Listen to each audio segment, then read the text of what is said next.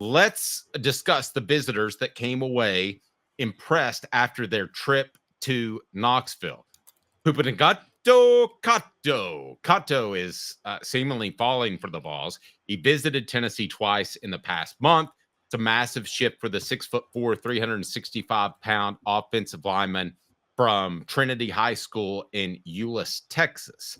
2026 prospect has said that his top schools are Texas A&M, Southern Methodist, and Oklahoma, along with Tennessee. Katoa rated as a 3-star prospect, but I have the feeling that he could end up ranking much higher than that, given his size. A lot of these scouts want to see him probably drop 20 or 30 pounds at 365 pounds. But this is the type of guy that could certainly help Tennessee, who prides itself on interior offensive lineman. And I believe, not to stereotype, but I believe he's Polynesian. And Tennessee typically, historically, has gotten great play out of those guys. Yeah, but you got to caveat it. They've historically gotten great play out of people of Polynesian descent. They've historically gotten bust out of Texas.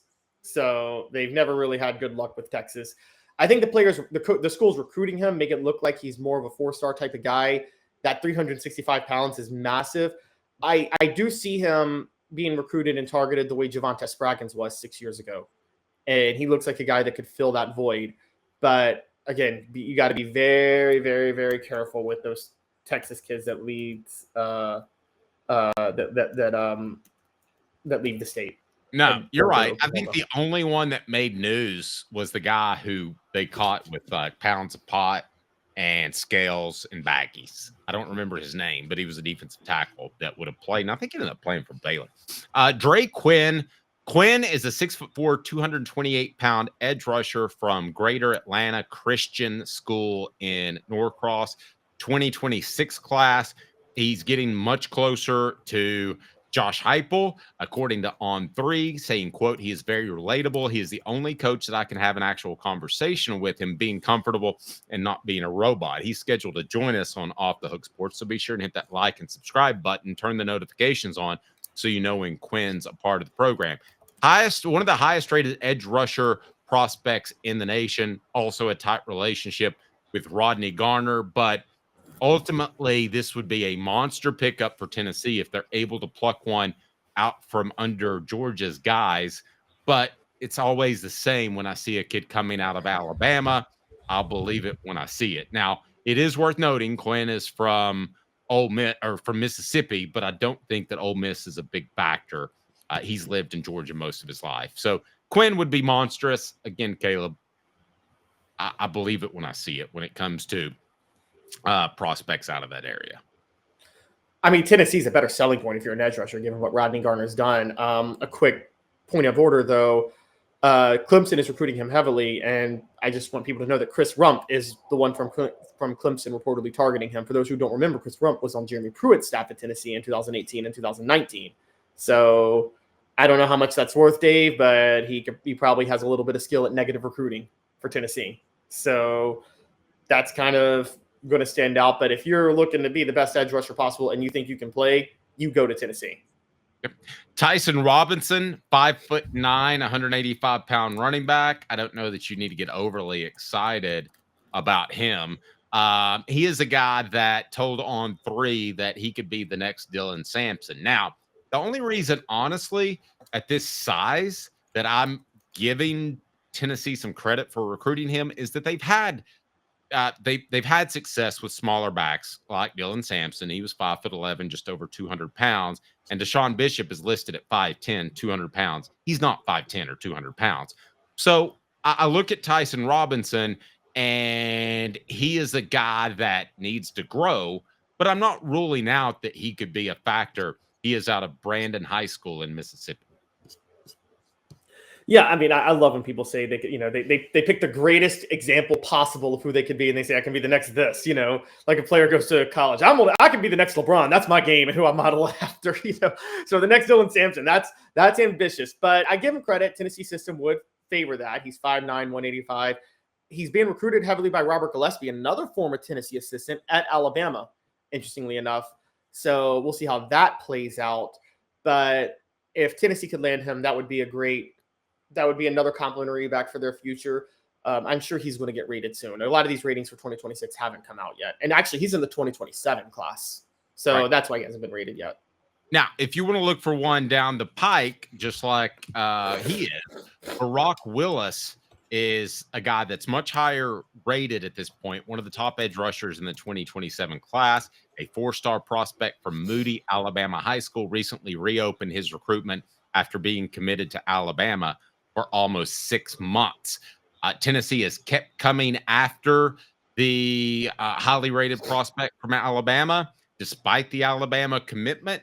And Lavorne Harbin, if you haven't heard that name, a defensive analyst for Tennessee, has been the guy making a lot of the phone calls. So there's a name out of left field that Tennessee can certainly rely on. I want to go your thoughts on this young man. It's very early in his recruiting. So what are your thoughts on Barack? I mean, he's the size you want in your edge rusher for Tennessee, because they like their edge rushers a little bit smaller on one side. He's 6'3", 220, already a 4-star. I'm pretty sure this guy's going to be a 5-star by the time he signs with the school. And I know you have suspicions of players from Alabama not thinking they'll leave, but if you decommit from Alabama, you're clearly looking to go elsewhere. And he's out of St. Clair County, Birmingham area. For those who don't know, high school kids in Birmingham are very, very, very underrated. They are very well tested in that area. The competition is really, really, really good. I would say Mobile is probably the best football area in Alabama, but Birmingham's a very close second. All right, we had a question from Steve-O. How does one sign up, Dave? All you have to do is sign up to our YouTube page. We're making that a lot more simple. So you just sign up for the YouTube page. Everybody that you can just be a member of the channel. Everybody that does will be eligible for our weekly prizes. So we appreciate your interest. If you're a member of the Patreon page, you're good till the end of next month, which would be March. And then we'll need you to transfer over. But we're blowing up the Patreon page basically because we want everything on Off the Hook Sports, including recruiting coverage, to be free to you. Now, this question or comment coming up from Dylan, who's one of our best commenters. We hope you join, Dylan. James Pierce getting drafted here soon will only help our case. That's an interesting perspective because we look at Pierce because we know the nuts and bolts of it. We've been under the hood and we've been messing around that there could be a misfire somewhere between Pierce and what we expected he would do and what he did do last year. But if you're a prospect, you just look at it. He's going to go in the first round of the NFL draft. And you look at Byron Young, who's had a good career. You look at other guys that I think will be drafted highly in the draft. And I think you look at Rodney Garner as a huge positive in the recruitment of this young man. I totally agree. Also, though, I don't know how much kids do this, but if you plug in tape, there may have been a bit of a misfire, David, but if you just plug in tape and look at James Pierce rush the passer, you're going to look at that and say, that guy's elite. That guy's incredible. And no one's going to question that. So, yes, that is true. He's going to get drafted, but the question to these recruits is, are you sure you can do what he can do? Because that dude, again, look at the attention he was able to command at different times when he rushed the passer. How in the world can I share a Twitter pic? I'm going to turn to basketball for a second. How can I share a Twitter pic as we're live here? What? Just send it to me. I'll share it. Send it to me in the link. Okay. I'll share it. All right, there we go. All right, so out of these prospects, let me ask you, Caleb, which of these do you feel that Tennessee is in best shape with? And I'm going to take out the running back because I feel like they could put the hard press on him and get him tomorrow. So out of the three that are most notable, which would be, I just love saying his name, so I'm going to say it again. It is Pupu Katoa, or is it Dre Quinn, or is it Barack Willis? Of the three, which do you think is Tennessee is in the best shape for? I am pretty sure Dre Quinn is the one they're in the best shape for.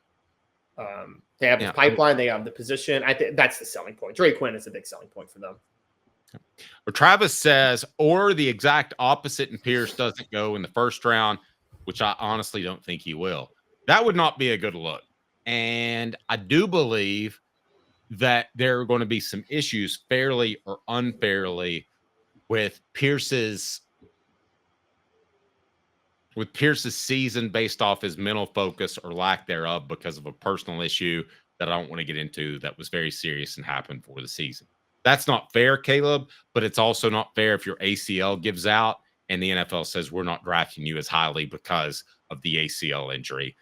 It's just a factor. It goes into it. Maybe he goes in, he's very shy, but maybe he goes into it, blows everybody away with his interviews. But I can tell you that that is going to be the number one factor for Pierce. He'll go in, I've been told, healthy compared to other guys. He'll go in and run a fantastic 40, and he'll vertical jump through the roof. But his interaction, his personal interaction, which is not the end all be all for a great football player, but that could undermine him and make him slip into the second round. I normally would disagree with you, but I realize NFL scouts are way lazier than I thought they were, which is crazy because, I mean, you have the tough, like you're under pressure all the time to get it right. So you should do your due diligence and understand why he may have had a bit of a drop off. But I mean, I see them miss on draft picks all the time that I could have told them that they shouldn't have taken. So it's because of the laziness of NFL scouts. I think you might be right.